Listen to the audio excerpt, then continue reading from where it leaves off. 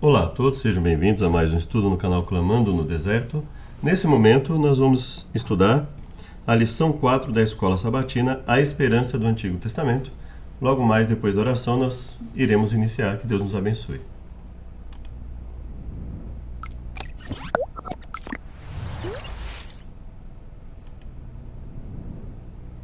Obrigado, Deus, por mais uma chance que temos de aprender a Tua mensagem. Nos dê a sabedoria necessária, nos abençoe com o Teu Espírito Santo, com a Tua Palavra, que nós possamos aprender e praticar em nossas vidas, em nome de Jesus. Amém. Bom, nós iniciamos já com Hebreus, capítulo 11, versos 17 a 19, que nos dizem o seguinte. Hebreus, capítulo 11, versos 17 a 19. Pela fé ofereceu Abraão a Isaque quando foi provado. Sim, aquele que receber as promessas, que promessa? A promessa de que em Isaque seria chamada a descendência de Deus.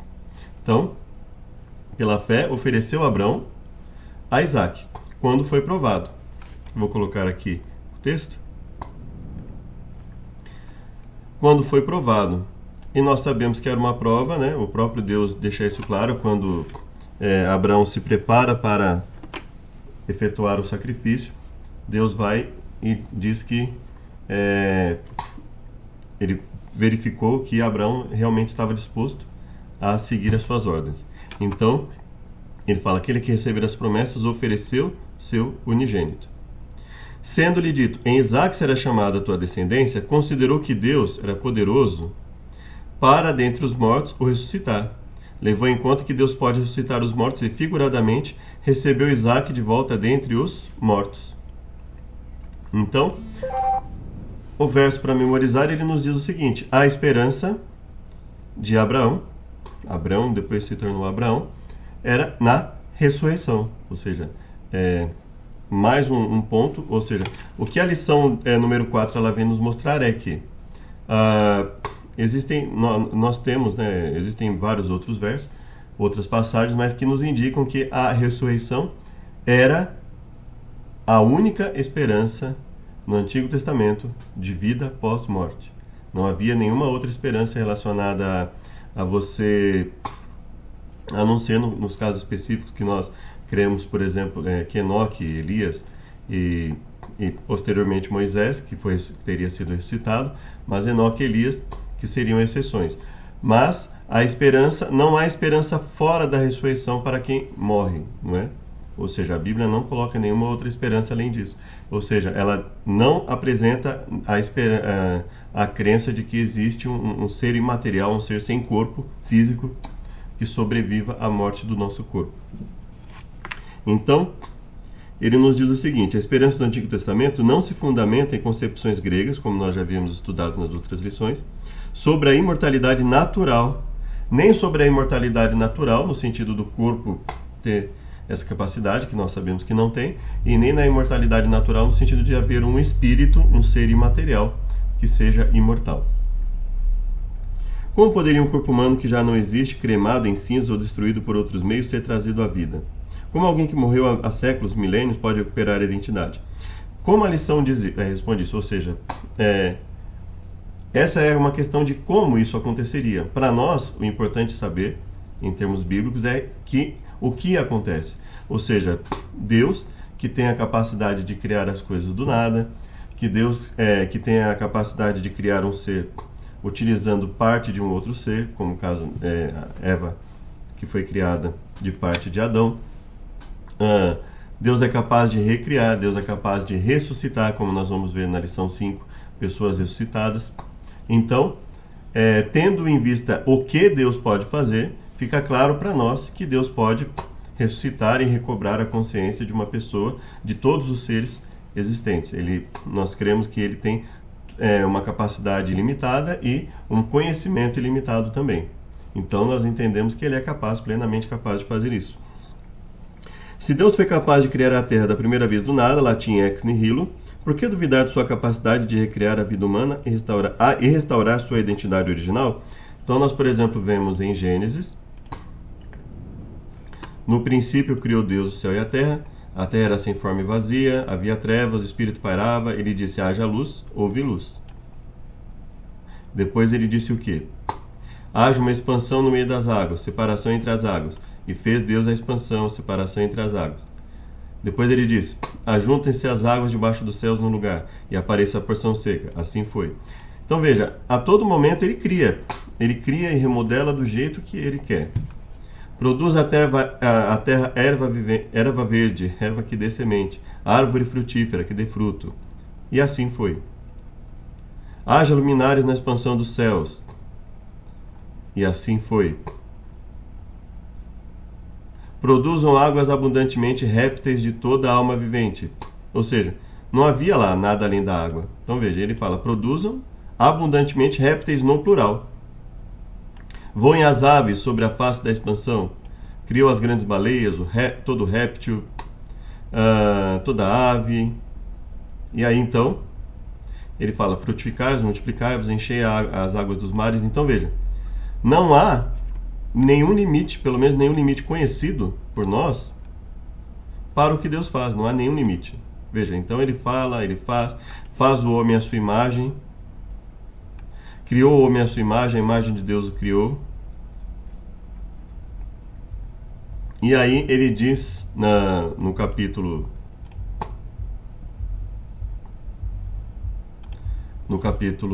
seguinte, peraí.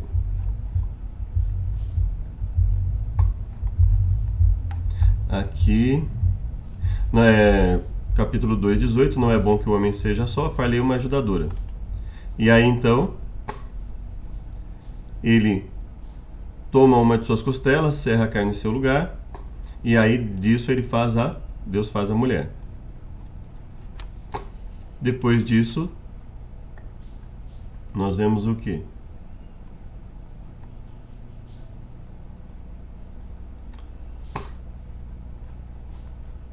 Deus diz o seguinte, lá ao final ele diz, né?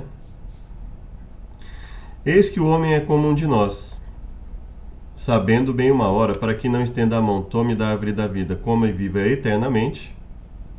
Então, ou seja, eu estou colocando aqui em contraste com o que acontece depois do pecado, porque nós já vimos duas coisas ao mesmo tempo, ou seja, a questão da morte, o ser humano se torna mortal, em virtude do quê? Da perda do direito de se utilizar da árvore da vida. Então, uma árvore que permitiria que ele não envelhecesse, que ele não tivesse nenhuma deterioração de nenhuma espécie, de nenhuma forma no seu corpo, na sua mente, o casal, né? E os seres humanos também. Então, nós vemos o quê? Uma imortalidade condicional. Estava condicionada ao uso do fruto da árvore da vida. E lemos lá em Salmos também, Salmo 33, versos 6 e 9. Pela palavra do Senhor foram feitos os céus, todo o exército deles pelo espírito da sua boca. Ele ajunta as águas do mar como num montão, põe abismos em depósitos, tema toda a terra o Senhor, temam todos os moradores do mundo, porque ele falou e foi feito, mandou e logo apareceu. Simples assim. Simples assim porque ele tem poder para isso, ele tem o conhecimento para isso. Então, resumidamente, é isso. Ou seja, quando lemos Gênesis, nós vemos o quê? Falou e as coisas aconteceram. Então, ele não tem nenhum problema com relação a isso, Deus não tem nenhuma limitação nesse sentido. Então, é perfeitamente possível crer na ideia de vida após morte, mas o que nós vamos ver aqui, e na lição 5 também, é que a Bíblia ela fala, e fala bastante até, sobre a questão da ressurreição, mas não há nenhum embasamento para dizer que exista um ser imaterial que sobreviva após a morte. Então, esse é o ponto que nós vamos colocar. Na lição de domingo, então, nós temos: verei a Deus. Leia Jó 19, 25 a 27, compare com João, Evangelho de João 18, 1 Timóteo 6, 16. Então, nós vamos separar aqui Jó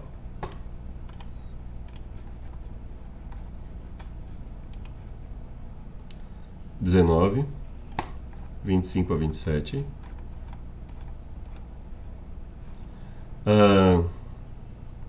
João 18, Evangelho de João. E 1 Timóteo 6,16.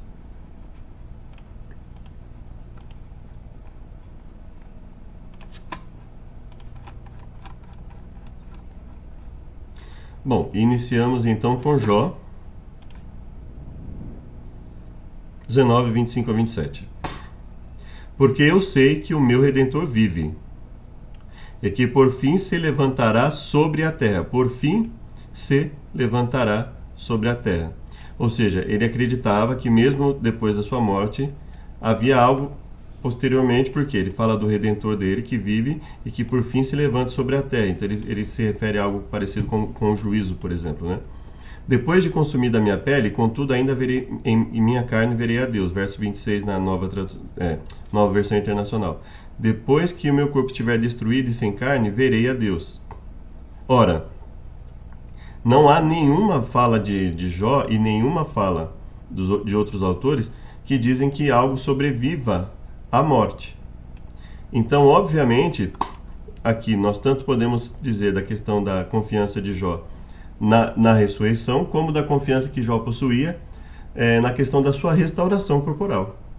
Mas o importante é que, e ele fala, eu verei com os meus próprios olhos, eu mesmo e não outro, como anseia no meu peito o meu coração. Então veja, ele confiava na restauração de Deus em relação ao seu corpo, assim como ele confiava também nos últimos dias, por exemplo, né? Podemos dizer assim, quando na questão de por fim se levantará sobre a terra, no verso 25 na nova versão internacional, no fim se levantará sobre a terra, né? Que poderia ser aqui uma referência ao dia do juízo, por exemplo. Então, não há nenhuma indicação de Jó aqui, apesar do verso 26, não há nenhuma indicação aqui de Jó, no sentido de que permaneça um espírito no sentido de um ser imaterial, consciente, vivo, após a morte. E aí nós vemos em João, capítulo 1, verso 18, Deus nunca foi visto por alguém. O Filho unigênito que está no seio do Pai, esse o revelou. É claro que esse verso em si, ele não está dizendo que, vamos dizer assim, uma questão relacionada à ressurreição em si ou não, porque ou a vida após a morte, porque nós acreditamos na questão de que Enoque e Elias, por exemplo, não teriam provado a morte e estariam vivendo aí eternamente, que Deus teria concedido a eles, mas não em um espírito imaterial, mas em corpo físico. Assim como nós cremos, os adventistas e alguns outros creem, que Moisés teria ressuscitado para viver eternamente. Então isso não seria, por si mesmo, uma prova contrária ao que nós estamos falando. Mas isso mostra que não há ninguém, nenhum espírito desencarnado, vamos dizer assim, lá com Deus. Não há nada nesse sentido. Agora nós vamos para 1 Timóteo 6,16, que nos diz o seguinte: aquele que tem ele só a imortalidade, ou seja, só Deus tem a imortalidade incondicional. E por que nós estamos enfatizando isso? Só ele tem a imortalidade incondicional. Porque nós acreditamos, por exemplo, que os anjos, eles não vão perecer. Pelo menos os anjos que não caíram, eles não vão perecer. Então eles também têm a imortalidade, mas ela é condicional. Então, aqui a Bíblia nos diz o seguinte: o único que é imortal e habita em luz inacessível, ou seja, é o único que por si mesmo, por sua própria capacidade, sem depender de nenhum outro ser imortal. Todos os outros são, ainda que venham a ser imortais, como os anjos, como os seres humanos na vida eterna, serão condicionalmente imortais, ou seja, eles dependerão eternamente de Deus, mantendo a sua imortalidade.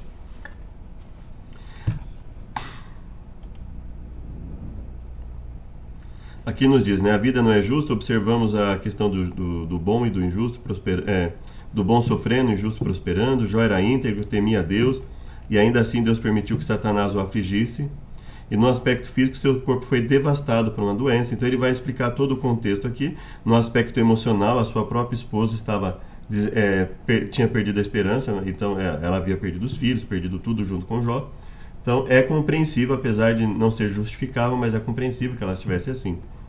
E aí ela fala, você ainda conserva a sua integridade, amaldiçoe a Deus e morra. Então essa é uma das traduções possíveis para Jó 2,9. Jó não sabia que se havia tornado o epicentro de uma luta cósmica, né? E ele fala, ainda que ele me mate, nele esperarei. Jó capítulo 13, verso 15. Mesmo imaginando a sua vida tendo fim, ele teve a certeza que a morte não teria a palavra final. E aí o comentário da lição diz o seguinte: este é um vislumbre inequívoco da ressurreição. Jó 19, 25 a 27. Quando nós lemos lá, nós percebemos aqui que não é tão fácil assim entender Jó 19, 25 a 27, mas que o verso 25, quando ele fala de se levantar sobre a terra, do Redentor se levantando sobre a terra, tendo em vista outras passagens bíblicas, nós podemos associar essa passagem e chegar à conclusão de que no verso 25, pelo menos, ele estaria falando da possibilidade da ressurreição, né? E no verso 26 ele fala que tanto de ver em minha carne ver a Deus, ele tanto poderia estar falando de mesmo a pele dele se consumindo, Deus poderia restaurá-lo, como ele poderia estar falando também de poder ver a Deus novamente na ressurreição, não é? Então, o que é importante aqui, nós percebemos assim, que é preciso de mais elementos para entender esse verso falando necessariamente da ressurreição.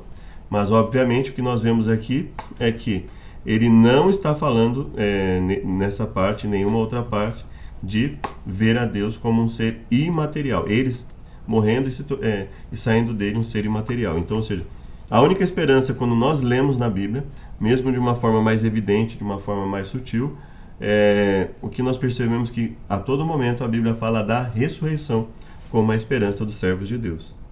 Que esperança gloriosa em meio a uma tragédia dessa, cercado pela doença e dor, pelo colapso econômico, pela reprovação social, abalo emocional, ainda podia ansiar pelo dia que ressuscitaria dos mortos e contemplaria seu amado Redentor. Da mesma forma, nós vemos Marta se referindo a Lázaro, dizendo: eu sei que ele há de ressurgir na ressurreição no último dia. Jó, como Maria, teve que reivindicar essa promessa pela fé, ou seja, não há em nenhum nada biblicamente dizendo que possa fornecer essa informação de que de uma crença fora da ressurreição na vida eterna. O que se desenvolveu no judaísmo posteriormente foi uma mescla com crenças pagãs, e aí isso trouxe à tona, então, crenças paralelas, né, dizendo de outras coisas, de uma imortalidade incondicional, de um espírito, de um ser imaterial e etc. Leia o Salmo 49. O que levou o salmista a ter tanta certeza de sua ressurreição final, em contraste com os que pereceram sem essa certeza? Salmo 49, 15 e 49, 6 a 14. Então nós vamos ler Salmo 49, do 6 ao 15, fica mais fácil, né?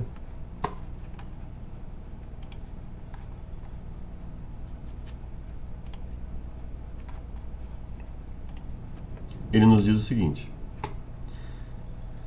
aqueles que confiam na fazenda se gloriam na multidão das riquezas, nenhum deles de modo algum pode remir seu irmão, ou dar resgate a ele. Ou seja, da nossa total dependência de Deus, né? Pois a redenção da sua alma é caríssima e cessará para sempre, para que viva para sempre e não veja corrupção. Porque ele vê que os sábios morrem, perecem igualmente tanto o louco como o brutal, e deixam a outros seus bens. Perecem igualmente o louco como o brutal. Os sábios morrem, perecem igualmente o louco e o brutal, ou seja, todos morrem, né? Seu pensamento interior é que as suas casas serão perpétuas. Todavia, o homem que está em honra não permanece. Antes é como os animais que perecem. Então ele fala, olha, todos estão sujeitos ao perecimento. Todos nessa vida estão sujeitos ao perecimento. Ou seja, ele não deixa nenhum espaço aqui para a crença de uma entidade imaterial. Esse é o caminho dele, este caminho deles é sua loucura, contudo a sua posteridade aprova as suas palavras. Como ovelhas são postas na sepultura, a morte se alimentará deles, e os retos terão domínio sobre eles. A formosura se consumirá na sepultura. Mas Deus remirá minha alma do poder da sepultura, pois me receberá. Então, esse é um ponto importante, porque assim, esse verso pode ser mal interpretado no sentido que logo após a morte, Deus receba uma entidade imaterial no céu. Então a lição está nos fazendo já lidar com versos um pouco mais difíceis para enxergarmos todo o contexto que nós já lemos nas 3 lições anteriores e o próprio contexto que nós vemos aqui das outras passagens bíblicas, né? Em que a Bíblia fala da morte como perecimento, e aí ele fala em receber. Obviamente não há nenhuma indicação aqui de receber imediatamente, no sentido de que uma entidade sairá do corpo e será recebida por Deus, nada disso, né? Inclusive quando ele fala remido o poder da sepultura, né? Você vê que essa expressão ela não tem muito cabimento fora da ressurreição, né? Porque o espírito, se existisse uma entidade material, não haveria nenhum problema em relação à sepultura, para esse ser, né? Então, veja que o remir da sepultura, principalmente diante do que nós já estudamos, ele traz muito mais a ideia de livrar da sepultura, de ressurgir, não é? Aí nós vamos agora para Salmo, nós já lemos, né? E o que levou o salmista a ter tanta certeza de sua ressurreição final, em contraste com os que perecem, ou seja, a confiança dele em Deus, a sua dedicação em ter a Deus como seu Senhor, como Senhor de sua vida.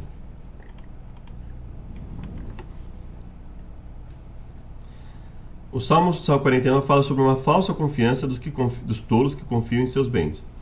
Os tolos se esquecem de que sua honra desaparece, que eles desaparecem assim como os animais, ou seja, essa comparação da lição, enfatizando esse aspecto no Salmo, é proposital, é para falar, não existe diferença, não existe um ser diferente no ser humano, um ser diferente no animal, e que o ser humano morre e vai para o céu, não, ele fala, o perecimento é o mesmo, para homens, para animais, para seres humanos, para animais, é o mesmo. Então, o que a Bíblia apresenta em contraponto a isso é a ressurreição. Conforme declarou Jó séculos antes, nu saí do ventre de minha mãe e nu voltarei. O salmista aponta que tanto o tolo quanto o sábio morre, deixando as suas riquezas para outros. Há um contraste radical entre eles relacionado ao quê? Além da saga humana e da prisão da sepultura, gloriosa recompensa que Deus tem reservado para eles. Deus remirá a minha alma do poder da morte, pois ele me tomará para si. Compatível com a esperança do Antigo Testamento, essa declaração não sugere que no momento de sua morte a alma do salmista voaria imediatamente para o céu. E por que a lição ela faz essa ênfase? Justamente porque ela quer que nós percebamos isso, e os que não perceberam ainda sejam auxiliados pelos que vierem a perceber, e nós que já tenhamos percebido isso, reforcemos isso para as pessoas. Ou seja, que esse é um dos versos em que começam algumas dificuldades com relação à ideia de que o Antigo Testamento não apresenta essa questão de um ser imaterial, um ser fora do corpo, um ser dotado só de energia, etc., que vá para Deus. Ou seja, esse é um dos primeiros versos que nós precisamos ter cautela, né? Virão outros, né? Inclusive na lição 9. Então, nós já temos que começar a nos preocupar com isso. Então, o foco é esse. O foco é fazer com que as pessoas entendam aquilo que está relacionado a ideia da ressurreição e rejeitar a ideia de que esse verso teria se referido que esse verso teria se referido a um recebimento imediato no céu de um espírito, de um ser imaterial. Então esse é o primeiro verso que nós precisamos ter cautela. Veja que o próprio contexto ele não dá sequer nenhuma indicação de um ser imaterial sobrevivendo ao corpo, né? Aí nós vamos agora para a terça-feira das profundezas da terra, Salmo 71. Salmo 71.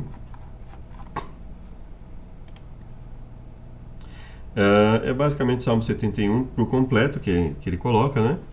Ele fala: o que o salmista quis dizer quando pediu a Deus que o tirasse de novo das profundezas da terra, que é o verso 20 do Salmo 71. Então nós vamos ler o 20 e vamos tentar entender um pouco o que está acontecendo aqui, né? Então ele nos diz o seguinte: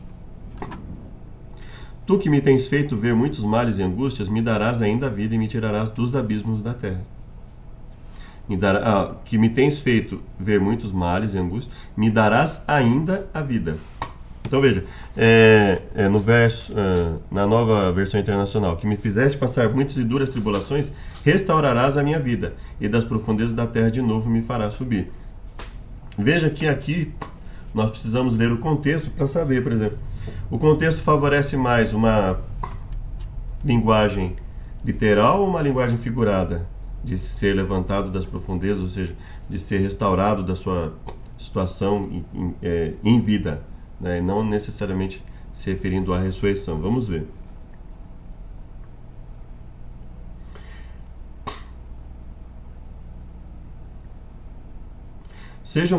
Verso 13, por exemplo. Sejam confundidos e consumidos que são adversários da minha alma. Cubram-se de opróbrio e de confusão aqueles que procuram o meu mal. Mas eu esperarei continuamente e te louvarei cada vez mais. A minha boca manifestará a tua justiça e a tua salvação todo dia, pois não conheço o número delas. Sairei na força do Senhor Deus, farei menção da tua justiça e só dela. Ensinaste-me, ó Deus, desde a minha mocidade, até aqui tenho anunciado as maravilhas.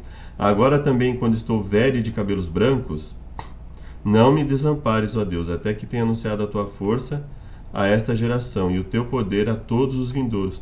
Também a tua justiça, ó Deus, está muito alta, pois fizeste grandes coisas, ó Deus. Quem é semelhante a ti? Tu, que me tens feito ver muitos males e angústias, me darás ainda a vida e me tirarás dos abismos da terra. Aumentarás a minha grandeza e de novo me consolarás. Também eu te louvarei com o saltério, tua verdade, ó meu Deus. Cantarei com harpa a ti, ó Santo de Israel. Os meus lábios exultarão quando eu te cantar, assim como a minha alma que tu remiste. A minha língua falará da tua justiça todo dia, pois estão confundidos e envergonhados aqueles que procuram o meu mal. Então veja que, analisando através da língua portuguesa, por exemplo, nós não temos uma definição exata de se ele estava falando literalmente da ressurreição, ou se ele estava usando a expressão de ser retirado dos abismos da terra como o livramento de Deus em vida, sem que ele morresse. De qualquer forma, o que fica evidente aqui para nós que, buscando uma interpretação literal ou buscando uma interpretação mais simbólica, que não há espaço aqui para um espírito que sobrevive após a morte, mas há um espaço que, mesmo utilizando a linguagem simbólica, quando ele fala me tirarás dos abismos da terra, mesmo usando isso como um simbolismo, obviamente a base para esse simbolismo de retirar dos abismos da terra não tem a ver com retirar um espírito, mas com a ressurreição. A ideia de ser retirado do abismo da terra está sempre no Antigo Testamento relacionada à ideia de ressurreição.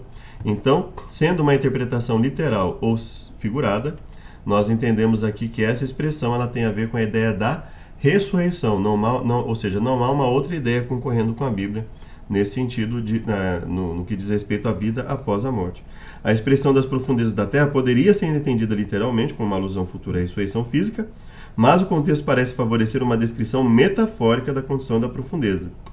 Então é importante nós termos esse entendimento, que pode ser um entendimento literal ou simbólico, mas que, em qualquer dos casos, o que está sendo apoiado aqui é a ideia da ressurreição, nenhuma outra ideia fora disso. Então, a ideia desse verso e do seu contexto é essa parte de ser retirado do abismo como uma referência à ideia da ressurreição, e não a ideia de um ser vivo espiritual, um ser sem matéria, né, sem carne, né, sem corpo físico, um corpo espiritual no sentido de um corpo de energia e etc., que vá para Deus. Não há essa ideia nessa parte do Salmo que fala em ser retirado da profundeza, mas quando nós comparamos com outras partes, sempre é o sentido de ressurreição. Seus mortos viverão, quarta-feira. Que contraste há entre os que perecerão para sempre e os que receberão vida eterna. Isaías 26:14. Isaías 26:14.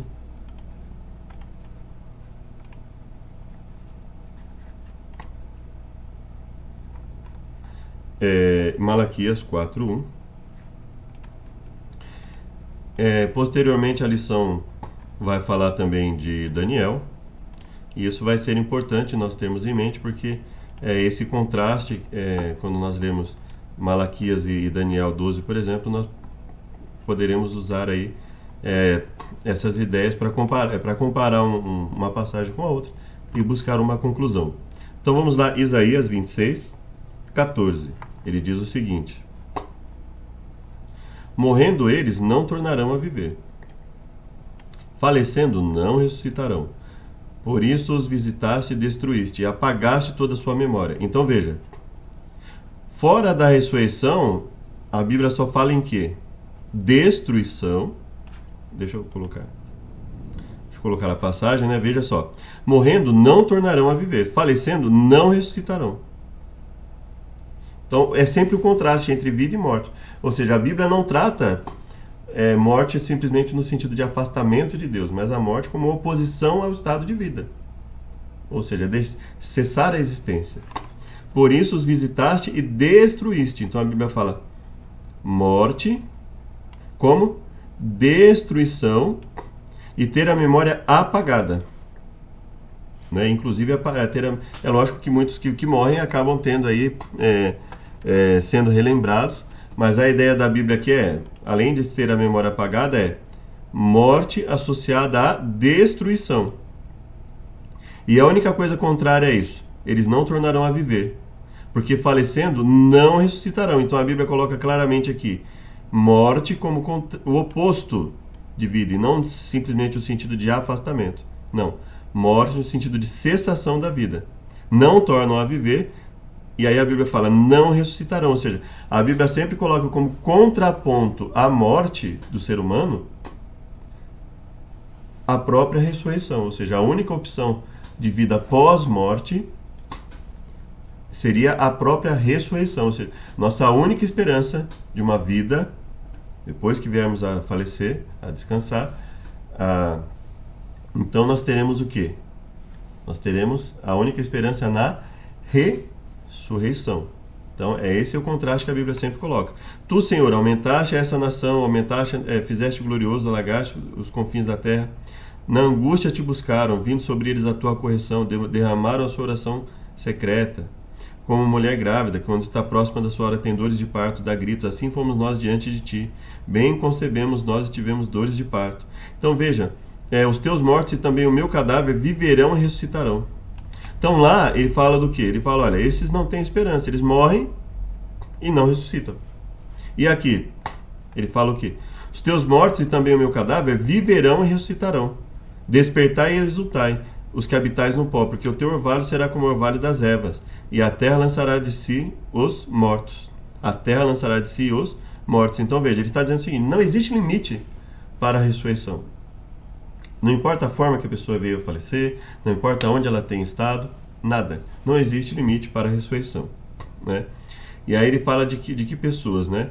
Livramento não trouxemos à terra nem caíram os moradores do mundo. Mas ele está falando do quê? Na angústia te buscaram. Na angústia te buscaram. E aí ele fala: os teus mortos e também o meu cadáver viverão e ressuscitarão. Então ele faz um contraste claro. Olha, os ímpios eles vão morrer e eles não têm esperança na ressurreição. E aí nós descobrimos posteriormente que na ressurreição eles serão ressuscitados para contemplarem tudo que eles perderam e serem posteriormente destruídos. E ponto. Não há mais nada diferente disso para aqueles que não aceitarem a Deus. E aí nós vamos também para Malaquias capítulo 4, verso 1.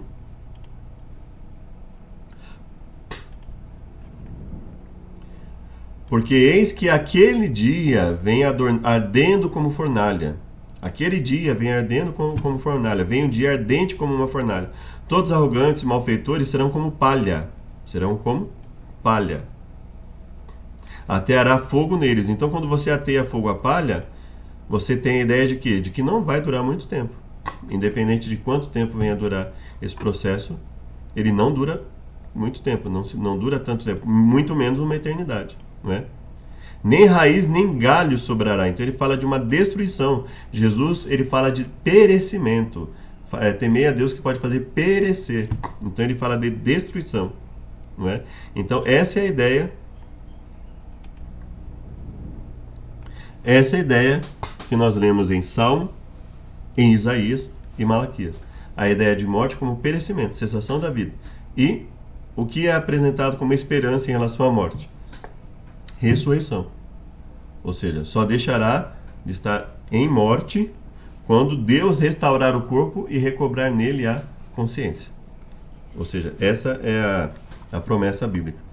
Isaías apresenta um contraste importante entre a majestade de Deus e nossa fragilidade. A palavra de Deus permanece para sempre. Contudo, apesar de nossa pecaminosidade, a graça está disponível a todos. No livro de Isaías, a esperança da ressurreição é ampliada. Isaías 26 contrapõe o destino distinto dos ímpios e dos justos. Ímpios é morte e não há esperança de uma nova vida, né? de uma nova vida eterna, ou seja, simplesmente eles serão ressuscitados no futuro, mas sem a esperança da vida eterna, e muito menos de tormento eterno. Por outro lado, os justos serão ressuscitados para receber a recompensa. Os teus mortos e também o meu cadáver viverão e ressuscitarão. Os justos participarão do banquete do Senhor, que o Senhor preparará a todos. Então, veja que isso é importante. É lógico que todo o aspecto emocional também que a lição coloca, mas esse aspecto ele é acessório, tendo em vista que o ponto focal da lição, dessa lição, o título dessa lição, Vida, Morte e Ressurreição, é nos preparar em termos de ensinamento, em termos doutrinário, para enxergarmos que a única opção bíblica para que tenhamos esperança de vivermos no futuro com nossos entes queridos, do passado e etc., é a ressurreição em Cristo Jesus. E por fim, sexta-feira, estudo adicional. Texto de Ellen White, Profetas e Reis, páginas 423 a 431. A ciência ensina que a matéria é composta de átomos, e esses são compostos de duas partículas menores, quarks e leptons, os quais, acredita-se, são os blocos construtores da realidade física. Se o mundo é constituído de quarks e leptons, não poderia Deus que criou e sustenta o mundo reconfigurar essas partículas na ressurreição? Zombando da ressurreição, Bertrand Russell perguntou o que aconteceria com os que foram comidos por canibais, passaram a fazer parte dos canibais, ou seja, são afirmações absurdas, porque assim, simplesmente desconsideram o contexto bíblico, desconsideram a capacidade, inclusive cientificamente, desconsideram a capacidade tremenda de um ser que tenha poder e inteligência suficiente para criar e recriar. Se um ser pode criar, e pode criar algo tão complexo como nós vemos, é perfeitamente possível que ele possa recriar, não é? Se ele pode, inclusive, transformar energia em matéria, e matéria em energia, ele tem poder para tudo, não é? Inclusive, existe uma frase que diz que toda tecnologia suficientemente desenvolvida é indistinguível da magia. Ou seja, por que nós não compreendemos? Porque é algo tão além da nossa capacidade, que é uma tecnologia, vamos dizer assim, é um poder e um conhecimento tão grande que Deus tem, uma capacidade tão grande de desenvolver coisas além da nossa compreensão, mas hoje nós temos a compreensão de muitas coisas, né? Nós temos a compreensão relacionada à clonagem, ao prolongamento de vida de uma pessoa. Então nós vemos uma série de coisas que nós, como seres limitados, somos capazes de fazer. E imagina o ser que tenha criado todo esse universo, tudo que existe, todo e qualquer universo que venha a existir além desse, toda a complexidade que existe. Então, obviamente, esse tipo de afirmação ele chega a ser até triste de se ver, porque ele é totalmente descabido, tendo em mente que mesmo mesmo que não houvesse a Bíblia, quando nós olhamos a complexidade do universo, é fora de cogitação que existindo um ser capaz de fazer tudo isso, que não seja capaz de fazer ressurgir os seres e que tenha a capacidade de armazenar toda e qualquer memória de todo e qualquer ser que tenha existido, e possa inclusive fazer isso por toda a eternidade. Então, se ele pode fazer isso por toda a eternidade, ele pode fazer por um tempo limitado, que é o tempo em que o pecado será permitido aqui nesse mundo, até que Jesus retorne, né? Ele poderia simplesmente chamar à existência novos quarks e leptons. Seja como for, ele pode tanto usar os já existentes, como chamar novos existentes, mas Deus pode fazer de qualquer forma, né? Seja criando novos, seja utilizando os já existentes, ele pode recobrar os seres, assim como ele criou lá no passado, ele pode recriar.